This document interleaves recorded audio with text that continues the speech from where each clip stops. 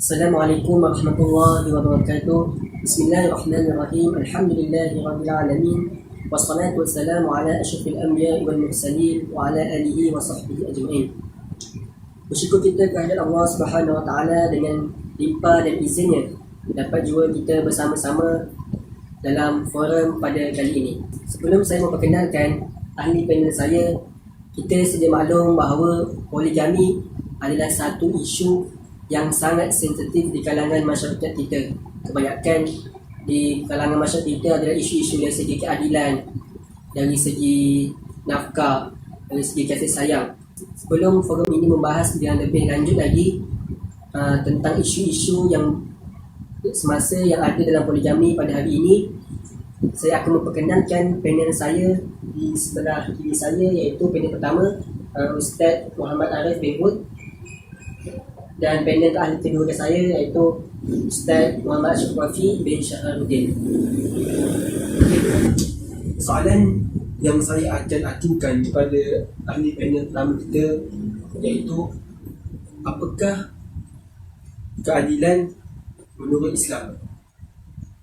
Assalamualaikum warahmatullahi wabarakatuh. Terima kasih kepada moderator yang bertanyakan soalan. Keadilan ini adalah si suami mampu memberi nafkah kepada isteri-isterinya, sama ada nafkah daripada segi harta, tempat tinggal ataupun bermalam dengan isteri-isterinya. Sebagai contoh, si suami memberikan nafkah kepada isterinya dengan jumlah harta yang sama rata. Yang kedua, si suami juga boleh memberikan harta pada ibu bapa isteri pertama ataupun isteri kedua, yang untuk berlaku adil dalam situasi tersebut. Yang kedua, daripada segi tempat tinggal, si suami mampu memberikan nafkah kepada isteri pertama dan isteri kedua daripada tempat tinggal, supaya isteri pertama dan isteri kedua mampu tinggal dalam keadaan selesa, harmoni di tempat masing-masing. Seterusnya, daripada segi daripada segi bermalam antara isteri pertama dan isteri kedua, si suami mampu melayani isteri pertama dengan baik dan mampu membagikan masa antara isteri pertama dan isteri kedua untuk melayani mereka. Itu sekian daripada saya. Terima kasih kepada ahli panel pertama kita iaitu Ustaz Muhammad Arif bin Hud dengan pencerahannya tadi berkenaan soalan maksud keadilan menurut Islam. Okey, seterusnya saya akan bertanyakan kepada ahli panel kedua kita iaitu Ustaz Muhammad Syukwafi. Sebagaimana yang sedia maklum, biasanya si suami ni bila dia berpoligami, dia menggunakan alasan mengikut sunnah Rasulullah SAW. Soalan yang saya akan ajukan kepada ahli panel kedua kita pada hari ini, bolehkah si suami berpoligami dengan menggunakan alasan itu adalah sunnah Rasulullah SAW? Mohon pencerahan daripada ahli panel kita. Assalamualaikum warahmatullahi wabarakatuh. Terima kasih kepada moderator yang meneruskan majlis. Pertama sekali adalah ramai lelaki yang mengatakan bahawa mereka berpoligami mengikut sunnah Rasulullah SAW. Tapi di sini kita mesti memahami bahawa pada zaman Rasulullah SAW dia mengamalkan poligami dengan cara yang berbeza. Jadi kena faham, kita mesti kena bandingkan sama ada poligami pada zaman sekarang dan poligami pada zaman Rasulullah adalah sama ataupun tidak. Jadinya di sini saya ingin menceritakan bahawa pertama sekali, semasa kehidupan baginda Rasulullah SAW, baginda berkahwin dengan Siti Khadijah radhiyallahu anha selama 28 tahun, dan di dalam 28 tahun itu kewafatannya Siti Khadijah radhiyallahu anha. Selepas daripada kewafatnya Siti Khadijah radhiyallahu anha, selama 2 tahun baginda tidak berkahwin dengan mana-mana wanita, dan selepas daripada itu barulah baginda berkahwin dengan 11 orang wanita. Dan kebanyakan wanita yang baginda berkahwin adalah di kalangan janda dan yang telah mempunyai anak. Dan seorang sahaja yang seorang sahaja yang dara, iaitu Aisyah radhiyallahu anha. Jadi di sini yang hanya melahirkan zuriat untuk baginda Rasulullah SAW hanyalah Siti Khadijah radhiyallahu anha. Oleh itu kita dapat melihat di sini bahawa baginda berkahwin bukan hanya untuk mendapatkan keturunan ataupun untuk kepuasan nafsu semata, Tapi baginda berkahwin dengan tujuan yang lebih besar, iaitu tujuan di mana untuk menyebarkan agama Islam, untuk menyebarkan agama Allah SWT. Oleh itu, bagi yang mana lelaki yang ingin berpoligami menggunakan poligami untuk mengikut sunnah Rasulullah SAW, saya rasa itu adalah tidak adil dan tidak patut untuk lelaki tersebut menggunakan alasan seperti itu. Jadi jawapan saya bagi soalan ini adalah tidak patut bagi si suami ataupun lelaki yang mana ingin poligami menggunakan sunnah Rasulullah SAW sebagai alasan untuk mereka berpoligami, berkahwin lebih dari satu. Itu saja. Terima kasih kepada ahli panel kita yang kedua, untuk Ustaz Muhammad Syafiq bin Syamsuddin dengan pencerahannya. Dan soalan, adakah suami itu boleh berpoligami dengan alasan menggunakan sunnah Rasulullah SAW? Seterusnya saya akan bertanyakan kepada ahli panel pertama kita, iaitu Ustaz Muhammad Arif bin Hud, tentang hukum poligami dari sudut fiqh. Terima kasih kepada moderator yang bertanyakan soalan. Pada pendapat saya, hukum berpoligami menurut fiqh ini pada asalnya hukumnya adalah harus. Hukum ni boleh terjatuh pada 3 perkara jika berlaku dalam beberapa keadaan. Pertama, hukumnya adalah disunatkan, kedua dimakruhkan, dan ketiga diharamkan. Jika disunatkan, maksudnya di sini si suami mampu menanggung isteri pertama dan isteri kedua dari segi pemberian nafkah, tempat tinggal, tempat berdiri malam. Yang kedua, si suami ini berkahwin dengan sebab untuk menjaga isteri tersebut supaya jauh daripada melakukan perkara-perkara maksiat seperti zina ataupun melakukan kecederaan pada si isteri, supaya isteri itu berlaku seterusnya dikatakan seperti berlaku zalim ke atas isteri tersebut, sama ada isteri pertama atau isteri kedua. Itu adalah perkara yang disunatkan jika suami itu berpoligami menurut asas fiqh. Yang kedua, dimakruhkan. Dimakruhkan ini jika si suami ini tidak mampu berlaku adil antara isteri pertama dan isteri kedua dari segi pemberian nafkah, tempat tinggal, dan pendidikan malam. Dimakruhkan ini juga si suami ini tidak mampu menjaga syahwatnya ataupun tidak mampu menjauhkan diri daripada melakukan perkara-perkara maksiat. Jika di situ Islam menurut fiqh, si suami ini dimakruhkan untuk berpoligami. Jika diharamkan, si suami ini tidak mampu menanggung antara isteri pertama dan isteri kedua, berlaku adil sama ada memberi nafkah, tempat tinggal ataupun tempat pendidikan bermalam. Sekian itu daripada saya, jawapan pertanyaan daripada saya. Terima kasih kepada ahli panel kita, iaitu Ustaz Muhammad Arif bin Hud, tentang pencerahannya, iaitu apakah hukum fiqh dan apakah hukum poligami dari sudut fiqh. Seterusnya, soalan terakhir yang saya akan ajukan kepada ahli panel kedua kita pada hari ini, iaitu bagaimanakah jika pasangan tidak mempunyai anak, adakah perkahwinan poligami ini perlu ataupun tidak perlu? Kadang-kadang ada je yang dia pasangan yang berpoligami yang mempunyai anak pun nak kahwin juga. Sekarang saya akan bertanya tentang jika bagaimana si pasangan tu berkahwin yang tidak mempunyai anak, adakah dia perlu ataupun tidak? Soalan yang ketiga adalah di mana jika pasangan berkahwin tidak punya anak, adakah perkahwinan itu atau perlu ataupun tidak perlu. Jadinya apa yang saya katakan di sini adalah, pertama sekali, Islam telah menyatakan hal-hal keluarga untuk diputuskan dan dibicarakan bersama pada pasangan berkahwin itu. Sepatutnya soal anak ini telah menjadi banyak isu di mana sebuah keluarga itu tidak punya anak dan si suami itu ingin poligami, dan sebab-sebab tertentu lah. Sebagaimana kita tengok yang viral baru-baru ini, iaitu Tesla, di mana dia berpoligami dengan alasan tidak mempunyai anak, tetapi dia melakukan dengan cara yang betul, iaitu memberitahu isteri dahulu dan isteri mengizinkannya. Okey, jadinya saya rasa tidak perlu bagi suami menggunakan alasan tidak mempunyai anak sebagai sebab untuk dia berpoligami, kerana mengikut keputusan daripada sains perubatan, kebanyakan pertama sekali 1/3 daripada si isteri itu sendiri dan 1/3 daripada si suami tadi. Dan 1/3 oleh sebab kita tak tahu kenapa isteri dan suami itu tidak mempunyai anak. Mungkin boleh jadi sebab si isteri itu yang kemandilan, boleh juga menjadi sebab si suami itu pun kemandilan. Jadi itu mahkamah akan menyuruh ataupun memerintah si suami isteri tadi membuat pemeriksaan dahulu untuk mengesahkan bahawa adakah benar-benar si suami ataupun si isteri tadi benar-benar mandul. Dan jika benar-benar si isteri itu adalah mandulan, si suami itu tak mandul, jadi mahkamah mungkin akan mempertimbangkan permohonan si suami itu tadi.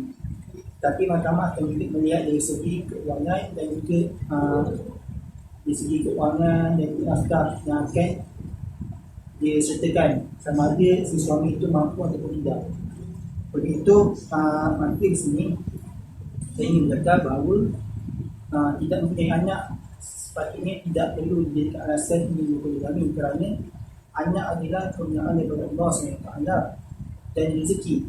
Seperti tercatat dalam Al-Quran, firman Allah SWT dalam surah Syu'ara ayat 49, "Lahu mulkus samawati wal ard yahluku ma yasha yahbu liman yasha inasan wa yahbu liman yasha dzukura." Di mana ayat 49 ini mengatakan bahawa Allah itu yang maha berkuasa di langit dan di bumi, dan Allah juga yang maha menghendaki, sama ada ingin memberi anak lelaki ataupun anak perempuan kepada orang yang pada mereka yang Allah kehendaki. Jadi pemberian anak ini adalah semuanya oleh Allah SWT. Dan juga ada ayat seterusnya, ayat ke-50, "Aw yuzawwijuhum dhukrana wa inasa wa yaj'alu ma yasha wa akima innahu alimun qadir." Di mana Allah berfirman dalam ayat ini mengatakan bahawa Allah juga berkehendak untuk memberi anak-anak lelaki, anak-anak perempuan kepada hamba-Nya, dan Allah juga berkehendak untuk menjadikan seorang itu mandul. Oleh itu di sini saya pun cakap mungkin si isteri itu tiada rezeki pada tahun ini, mungkin pada tahun lain, ataupun kita tak tahu rezeki kita, sebab rezeki ni kita tak boleh jangka datang dari mana. Betul tak? Kadang-kadang kita tak sedar kita ada rezeki. Jadi kita yang mampu untuk pertama sekali kita mampu untuk berusaha, kedua berdoa, dan ketiga tawakal. Mungkin si suami isteri tadi boleh buat solusi ataupun alternatif lain seperti mengingatkan. Kalau tidak mau mengingatkan, boleh melakukan IVF, iaitu kaedah peliburan, mana perubatan moden, mana melakukan peliburan terhadap isteri tadi. Oleh itu saya nak cakap di sini adalah mungkin anak angkat, apabila si suami tadi melahirkan anak angkat, mungkin lepas itu mungkin Allah akan memberikan dia anak, ataupun rezeki dia akan dapat anak. Sebab ada dia orang yang berkahwin, dia ambil anak, tak ada anak first, lepas tu tiba-tiba dia ambil anak angkat, lepas tu setelah itu barulah dia dikurniakan anak. Itu saja jawapan saya. Terima kasih kepada Ustaz Muhammad Syafiq bin Syafie dengan pencerahannya, iaitu bagaimana kerja kifasan jika ada anak, adakah perlu poligami atau tidak. Okey, seterusnya saya akan bertanya kepada kedua negara kita, iaitu pandangan mereka. Pandangan mereka dari segi pandangan mereka poligami, adakah akan membawa kepada keajaiban ataupun kesengsaraan. Saya akan bertanya soalan ini kepada pendengar kita dulu, pendapat beliau tentang soalan tadi. Terima kasih kepada moderator yang bertanya. Pada pendapat saya, sebenarnya yang saya pelajari, poligami ini, kesimpulannya poligami ini boleh berlaku keajaiban jika si suami ini mampu membawa keadilan, mampu memberi keadilan pada si isteri pertama dan si kedua dari segi harta yang tadi yang saya sebutkan, nafkah, tempat tinggal dan tempat pergiliran malam. Dan juga kesengsaraan boleh juga berlaku di dalam poligami ini jika suami itu tidak mampu berlaku adil antara isteri pertama dan isteri kedua. Sebagai contoh, si suami memberi kezaliman pada isteri pertama, tidak memberi nafkah, tempat tinggal dan sebagainya.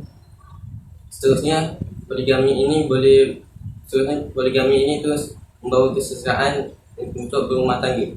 Sekian itu daripada saya, jawapan pertanyaan saya. Terima kasih atas pandangan panel pertama kita. Seterusnya akan pandangan pula daripada panel kedua kita tentang poligami ini dari segi kesengsaraan ataupun dari segi keajaiban.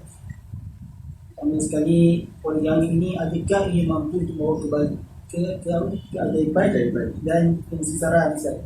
Jadinya di sini dia bergantung kepada peranan si suami. Suami ini perlulah bijak sebab suami adalah tunjang utama dalam sebuah kekeluargaan. Oleh itu, di sini ada situasi di mana suami berkahwin dengan dua orang isteri, tetapi dia boleh isteri pertama, isteri kedua dia boleh bersama. Iaitu bahagialah suami, isteri pertama, isteri kedua, anak-anak semua bahagia. Ada situasi di mana suami berkahwin dengan dua orang isteri, tapi isteri pertama dan isteri kedua tak boleh bersama. Dan anak-anak dia boleh bersama, anak-anak dia boleh hidup, boleh bergaul macam biasa lah, bahagia juga. Dan ada situasi di mana si suami tadi berkahwin dengan dua orang isteri dia bergaduh, tak serasi, dan anak-anak dia juga pun tidak serasi. Oleh itu saya nak cakap di sini mengenai keajaiban ataupun kebesaran, poligami boleh membawa kepada kedua-duanya, sama ada kebaikan atau kebesaran. Hal ini bergantung kepada si suami tadi. Suami mestilah kena berlaku adil dari segi nafkah, untuk satu kata dari segi nafkah, dari segi nafkah isteri pertama, dari segi nafkah anak, dari segi nafkah isteri kedua.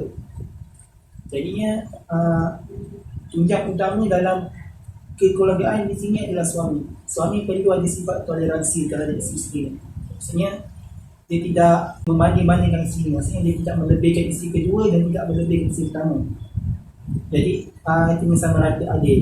Mungkin kalau nak berkata dari segi perasaan itu mungkin suka untuk suami berlaku adil dari segi kasih sayang, kerana kita tidak boleh untuk berlaku adil dalam segi perasaan kita, iaitu kasih sayang. Jadinya suami kena menentukan, maksudnya dari segi hak pergiliran bermalam itu suami kena tentukan, ataupun dari segi nafkah itu suami kena berlaku adil tentukan. Maka mana-mana isteri yang mana tidak rasa diri dia tidak dilakukan dengan adil, mereka boleh buat panggil kita permohonan di mahkamah ataupun beritahu mahkamah. Jadi mahkamah akan menurunkan surat perintah pada suami untuk berlaku adil terhadap isteri. Ataupun ada situasi di mana si isteri tidak dapat hak malam, si suami bermalam ke rumah isteri yang kedua 5 hari dan bermalam di rumah isteri yang pertama 3 hari. Tak adil di situ. Jadinya si isteri tadi boleh membuat permohonan mahkamah, cakap mahkamah, memberitahu mahkamah bahawa si suami tadi tidak adil dalam hak pemilihan bermalam. Jadi mahkamah akan melakukan surat perintah kepada si suami tadi memberitahu supaya berlaku adil di dalam hak pemilihan malam. Kalau suami tak nak ikut juga, maka mahkamah sendiri yang akan putuskan.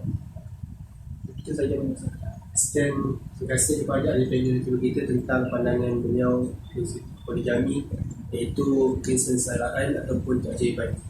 Dengan berakhirnya jawapan daripada ataupun pandangan mereka tentang poligami dari segi keajaiban ataupun kesengsaraan, maka berakhirlah forum kita pada kali ini. Sebelum saya menutup forum kita pada hari ini, saya mengucapkan ribuan terima kasih kepada ahli panel kita, iaitu Ustaz Muhammad Arif bin Hud dan Ustaz Umar Syarifudin Syarifudin, kerana meluangkan masa untuk membicarakan topik ini. Sekian, wabillahi taufiq wal hidayah. Wassalamualaikum warahmatullahi wabarakatuh.